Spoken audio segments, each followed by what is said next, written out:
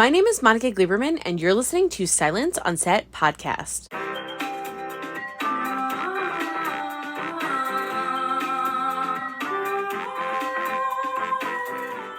On today's podcast, we're talking to one of the leads of Daisy Jones and the Six.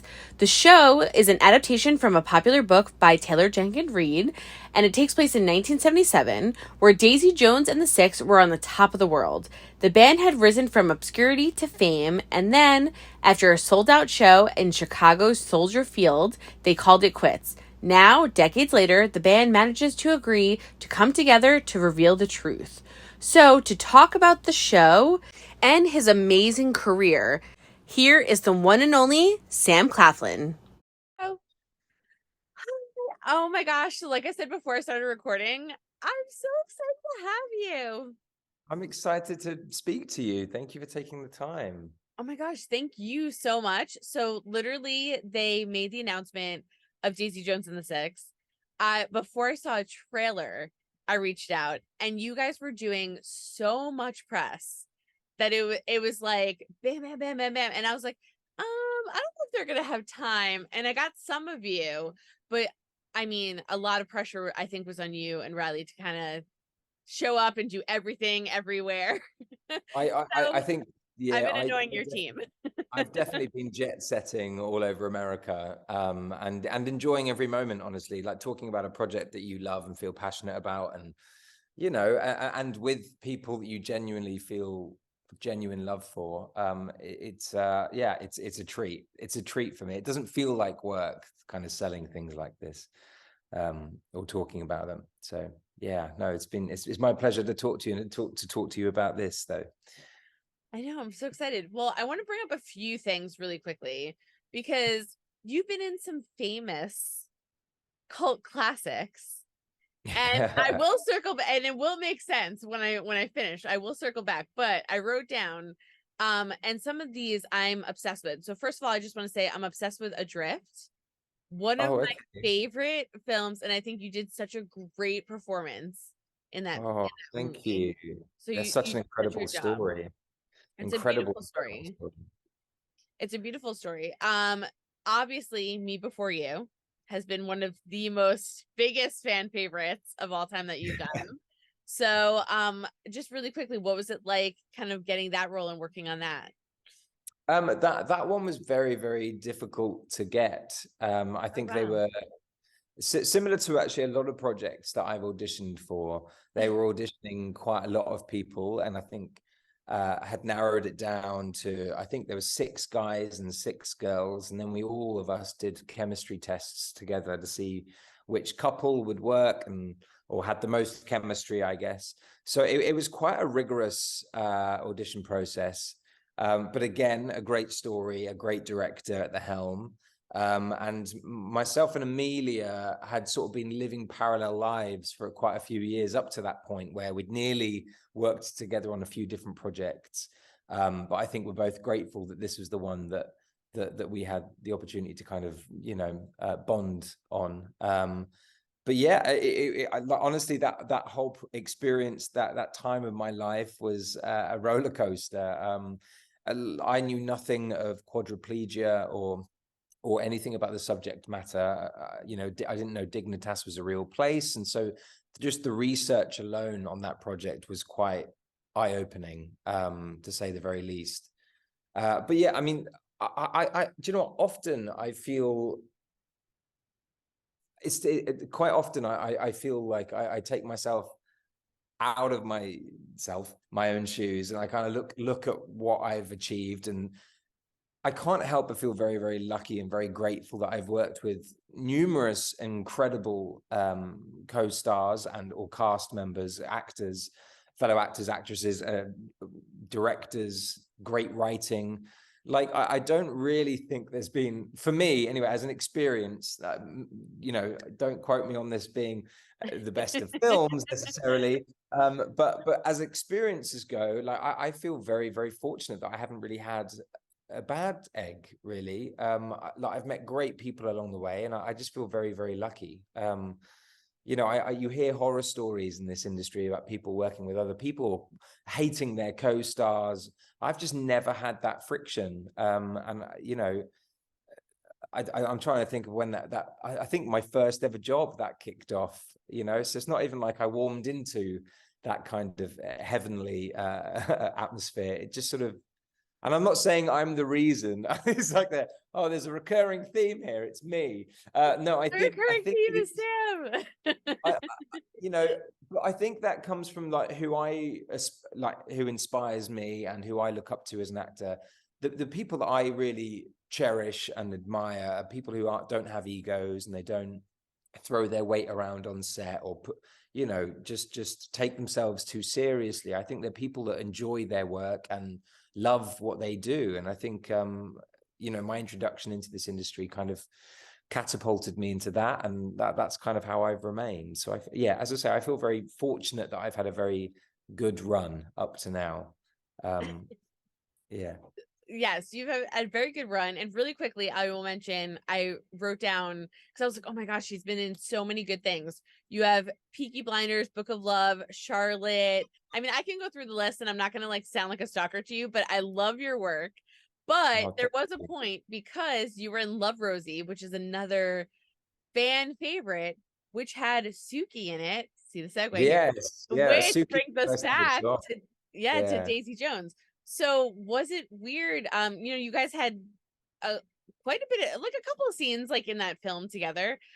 Did you think that you guys would be working together like years later on one of the largest adaptations in the world on Amazon?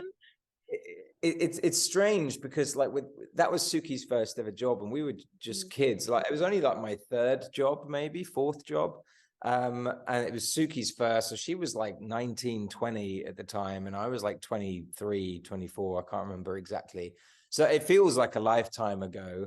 But I've definitely seen Suki over the years, like at events or what have you, or I've seen her sisters, or and she's sort of also lived in a similar area to me in London. So occasionally, whenever we did see each other, we had so much in common and always got on like a house on fire. I have to say, coming back to sort of working with her properly and, you know, spending a great deal of time with her, I adore her. And seeing how far she has grown as an actress and as a person, you know, and actually she's been through like her whole 20s since I saw her last properly. No, but she's just so, it's just so, yeah, like we have like a brother sister relationship, I think. It's sort of widely known now as that I joked that she used to call me the set daddy, because I would be the one organizing everyone's days and telling them where we're going next and what scene we're shooting and what's just happened before. And I remember this one instance when it was during all the height of the pandemic, or just post pandemic, but all the COVID passports and everything, and me and her at the airport on the same day, and she was in a panic because she didn't know how to get a COVID passport. I was like, oh, you need to ring this number and you just need to speak to this person. Then you need to call this number and this person will forward you that. She was like, oh my God, how would I do this without it's kind of, I'm like her big brother in a way. And I love that. Like she's amazing, and, you know, a friend. So, you know, I'm grateful to have had the opportunity to work with her again, and I hope we have the chance to do it again. Oh, and in fact, we just finished working together for the third time. We just finished a film where she comes in for a few scenes. So we post Daisy Jones have just worked together again. But what I'm saying is, I hope it's not too long before I get to see her properly again. Yeah.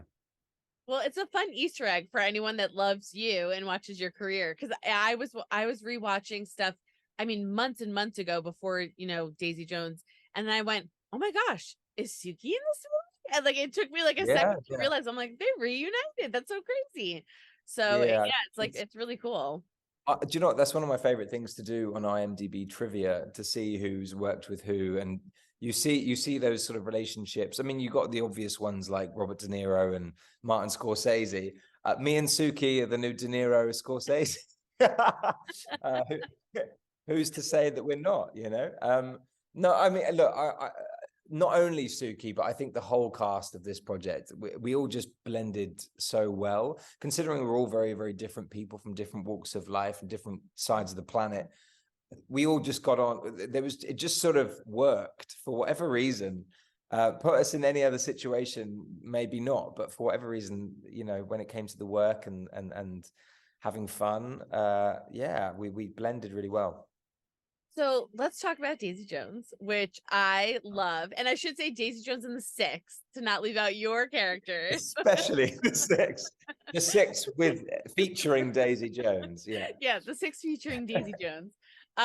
So I wanted to ask you, you know, when you got the role, were you intensively like it's very interesting how everyone kind of handled this differently. So I know some people wrote journals, some people went really like crazy, some people were reading the books, some people avoided the books. What was your take into creating your Billy Dunn, and how did he change when you guys started filming? Well, I suppose when I initially read the script, I didn't have much time with it. That it was such a quick turnaround from the audition to getting cast to then being in LA, getting ready to film. I'm not kidding. It was like a week, you know. So I didn't have much time to prepare, and I kind of hit the ground running. Was expected to learn guitar. Was expected to learn how to record songs. I'd never been in a recording studio before my audition. You know, the American accent. Well, we had a mutual discussion about losing weight and trying to fit that 70s rock star aesthetic. So yeah, I had so many things being thrown at me all at once. I didn't really have time to process any of it. Then you know, in fact, the whole world was put into lockdown for like a year and a half. And I could take my foot off the brakes and actually just take my time with it. And in that time, you know, I learned about the music of the era. I learned about sort of the influences of Billy Dunn, like Bruce Springsteen being my prominent one. But like watched a lot of Fleetwood Mac and watched a lot of Bowie as well, Jim Morrison. And so I kind of went on these deep dives into these different people's lives and what made them tick. And then what you have is, you know, an amalgamation of all those people channeled into one. I think we were fortunate that we weren't doing like a biopic. It wasn't like a direct retelling of someone's story. So I kind of had freedom to bring a lot of myself into it equally. I didn't journal, but I listened to a lot of music of the time. And honestly, I kind of just, I don't know, I think during lockdown, I had the opportunity to reflect on my own personal experiences of life and chasing a dream, trying to juggle a marriage and trying to be an artist and being a father on top of those two other things, and then being a friend and on top of those three other things. So like, I kind of really just utilized my own life, you know, used the tools that I already had in my tool chest, and put myself to work and just kind of worked with the script as and when I could. I didn't sort of, I suppose what I'm trying to say is I felt like the work was already done in a way, a lot of it. Of course, there was losing weight, there was learning guitar, there was all those things as well. But I mean, the embodiment of Billy Dunn was just kind of channeled through me in a way that I've never felt before. Never felt like I've been telling a story fully authentically, and I felt like I could with this one. But that was time. We were blessed with time. Yeah. Well, I think you give yourself not enough credit. I No. think you did quite a bit here. I mean, I heard a rumor, so I wanted to find out if this is true, that you overstated. You kind of were like, "Oh yeah, I could sing, I could do everything," and you couldn't. Is that a true? No, I've heard a rumor. I definitely never, not once, told them a lie. Like I've heard actors do this, and I am not. I'm if as proven during this interview. If anything, I always undersell myself, because then I'm like they'll be pleasantly surprised rather than disappointed. There's nothing worse than going into an audition and them expecting the best and then being disappointed at the end of it. So no, I'd said that I'd done a little bit of singing, which is true. I'd done musical theatre growing up a little bit, nothing professionally, never really taken singing lessons before. bar like through drama school, like in group sessions. I don't know really. And I definitely couldn't, and I definitely told them I couldn't play guitar. There was the thing, like, had we shot when we were supposed to start, which was pre-COVID, I don't know what sort of show you know would have been put out there. Like, it would have been a lot of camera trickery and a lot of miming, and badly, you know, a lot of headshots and not much of the hands. But we were lucky enough. Yeah, I mean, I had guitar, you know, so for my audition, they asked me to hold a guitar, put a guitar in my hand and show them. It's like, I don't even know how to hold the guitar. Like, you know, I don't know what I'm doing. I have no idea. I have no sense of time. I mean, I'm pretty good rhythm, but like timing with a guitar is a different ball game. But yeah, you know, I was fortunate that they gave me the time, they had the patience and the understanding to kind of gift me like support in the best way in all areas, really. Yeah. So when, like, it's just mind-boggling to me because you were so good as a singer, performer, as Billy. How do you guys do this? Like, as actors, because, you know, I'll talk to an actor and they're like, oh, I've never sang, I've never performed, I've never, and I'm like, what? Like, because when I saw the show, literally you could walk off stage and you could go perform a concert. And I know you guys did a ton of work. I know there was camp. I've seen all the social media posts. You guys did a great job of like recording kind of everything and what the experience was like. But how do you do this? Because I can't do this. So the way that I would describe it is that every single person in the world has done what I did, in a way. You know, don't get me wrong, there are moments, the dramatic moments that definitely you know, come with a little bit of training or real experience. But the actual performing side of it, everyone's been in a shower singing into a shower gel bottle, you know, or into a hairbrush in front of a mirror, or whilst doing their hair, getting ready, or drunk at a karaoke bar, or whatever it is. Everyone has done some form of performance, badly or so be it. But like, has watched someone on stage and gone, oh yeah, I can have a go at doing it. It's just like you pretend, really. Like, it's that was the one element of Billy that I really struggled to fight against, which was his ego. I think Cammy has a line which is, you know, to be, or no, maybe it was someone who just said it, but to be a musician, you have to have an ego. You have to love yourself and love your voice. I'm not that guy, so I had to learn to pretend to love my voice and to love myself. And don't get me wrong, I definitely, my self-love through this project and through this experience definitely grew to better than it was at the beginning. But you know, I still would never call myself a musician. I still would never call myself yeah, an artist even, really. I don't think I'd ever go that far. I love what I do, and I pretend for a living. I think one of the best sort of train things to help train me in that form is being a dad, you know, performing for my kids on a daily basis, reading bedtime stories or trying to make them laugh. It's every day is a performance, you know, and everyone thinks they can't do it, but everyone's done it. They just don't like the idea of failing, I think, and don't get me wrong, that fear is there for me too, like tenfold. I hate the idea of failing, but I hate receiving compliments. I'm a disaster, really. Well, okay. I think yes, everyone could play, you know, do karaoke and things like that, but I don't think we could all do what you did. But I'll say that for you because I feel like a lot of actors are very like self-deprecating. You did an amazing job on the show. Literally Well, blew my mind.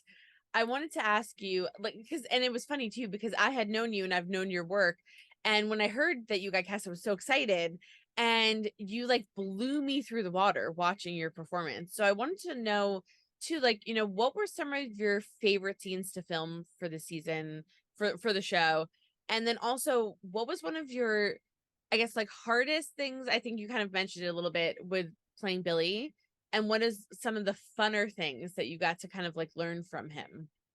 I'll try and summarize in one full answer. Okay. The best scenes for me were the ones with the whole band, and it was purely so I could observe, because Billy's quite quiet and stoic and serious most of the time. So it was really an opportunity for me to just observe everyone else making magic, and I think that was a thrill for me, watching other actors who you admire doing good work and trying to keep a straight face through some of Sebastian or Warren's lines was just, like nigh on impossible. I also absolutely adored and will forever hope that I could get to work with this girl forever, working with Riley and subsequently Cammy. They were very different scenes usually. The ones with Cammy seemed to be a little more serious, and the ones with Riley, usually there was always tears with Cammy, where I felt like with Riley there was a little more upbeat and kind of falling in love, but those two were a godsend, and great scene partners, great people to work alongside. So any scene with them was equally fun and riveting for different reasons, like whether it's someone like Cammy challenging me in ways that just make me grow as an actor, or whether it was Riley, just the fun of being with Riley on a daily basis was amazing. Some of the harder stuff, I'd say it was always an accent thing. It would be the smallest sound, but they were so finicky about it, excuse the pun, but they were so exact and specific about certain sounds and I was trying to focus on the acting and the seriousness of this and that. And so, but it was amazing that I had someone pulling me up on those sorts of things, because it meant that I wasn't overthinking that aspect of it. I was able to kind of be free. But like, I think it was coming to grips with the accent was very difficult. Not very difficult, but it was tough. It was tougher than I thought it was going to be. But then there's a lot of talking, and there's a lot of singing, and there's a lot of Billy opens his mouth a hell of a lot, and I didn't want to be the reason to let everyone down. So I worked very hard, and I have to say that not just me, it was a team effort. Like, I think the cast worked very hard, and the crew, and like the producers, the dialect coach, the teachers, it was like such a team effort, and I think that's what makes the project so special. And what was like, really quickly, working with playing Billy in these confessionals as an older person, like kind of looking back on his life and then kind of flipping back and forth? Well, I'd done a lot of work over that. We did that. So we shot like half of the show, and then we had like a hiatus over Christmas, and then we came back, and that was our first day back after Christmas. So it was sort of halfway through filming, and I did it in like a morning.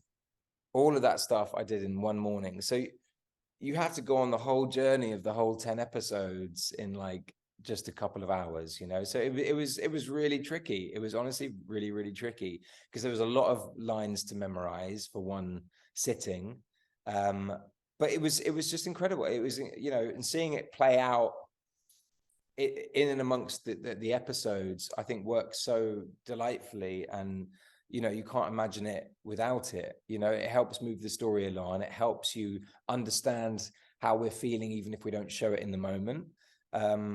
How those older versions sort of reflecting on those moments, especially with Billy and Daisy, like the two of them kind of laughing about how ridiculous, looking back at it, how ridiculous that argument was. I think that's what makes it human and relatable. And in my opinion, that's the reason you forgive Billy for. I mean, don't get me wrong, I don't think Billy does anything too badly. Like, I agree with you. He doesn't, because he doesn't sleep with her. He doesn't do anything like outrageous. They just kiss a few times. It's the emotional affair. I get it. But in a sense, he sort of does everything right at a time that he's battling drugs and alcohol, which at the time was not well known about or well talked about. I mean, again, having done a lot of research on addiction of that era, that addiction wasn't even a thing. Like, no one knew what being a rehab wasn't a thing. So the fact that he was sort of ahead of his time, dealing with that on his own, in a sense, I admire him. You know, I'm hashtag Team Billy all the way. Yeah. Well, no, I admire him a lot too because it wasn't a big thing back then. And I know that they make like someone has one line where they said that they didn't know what it was. And for Yeah. him to go away and come back and they're, rock and roll stars and everyone's drinking. And for him to have the willpower to keep running, be on a different bus, stay away from it. I mean, that's a lot. I mean, it's a lot to take on as a character. So, I really had a lot of respect for him in the stuff. Yeah, I think that's it. That's what I was saying, is that I think a lot of people like jumped on the "we hate Billy" because what it was is the book, everyone loves Camilla, you know, and I think and rightfully so. Like, she's so strong and independent and I don't know, just an incredibly intellectual kind of woman, which at the time, again, was sort of, all the women in this series are just that, though. They're all their own person and they're strong-willed, which of the time, again, was like an anomaly, you know, a real rarity. So I don't know, I feel like Billy was just such a relatable character to me in my experiences of life, and knowing what, you know, as much as I've never struggled with the father or addiction, I kind of know people who have had those issues, and so I could lean on them and lean on their experiences and kind of find, well, I'm like, well, I fully forgive the guy for like being a bit messed up in the head, you know, or like making a mistake, or like never having the reassurance that he needs because he never had a dad saying, "I'm proud of you, son." You know, he has so many issues, and obviously we're all very, very clued up on mental health and things nowadays, but at the time, it was a different era, a different generation. They weren't clear that he wasn't clear, or he wasn't told. No one was there telling him that he was the problem, and he definitely wasn't ready to admit that he's the problem. Yeah. Well, I want to kind of end with, I would talk to you literally for an hour and break down No, so same. It's so easy. because you did, oh my gosh, you were so good in this. And literally I would watch an episode and I was taking notes during the episodes when they were airing. Well, we got screeners, so like when I was watching them, and I was writing down notes because you were so good in it. But I have to wrap, so I want to ask you like at least like one final kind of two-part question, which was, were you happy with, and I know obviously it's an adaptation from a book, but were you happy with the ending? Do you think Billy and Daisy, like you knock on that door in that last 30 seconds, like, so what is your take on that? And then I want to give you a really quick chance to talk to fans, because fans flooded with love for the show. I mean, they were chasing you guys in New York City, which is my city. So they were chasing you guys around. They were chasing you from place to place. So I always like to give anyone I interview a chance to talk to them, because they don't get to talk to you like I do. So Well, without fans, we wouldn't have a show. I wouldn't have a career, and you know, I just wouldn't be able to be doing what I'd love to do. And so, like, I mean, I feel so fortunate that people have followed me to this point. I feel so blessed and lucky that people were so complimentary about the show. I have to say, I steer clear of commentary and reviews purely because I feel like I know how I feel about it.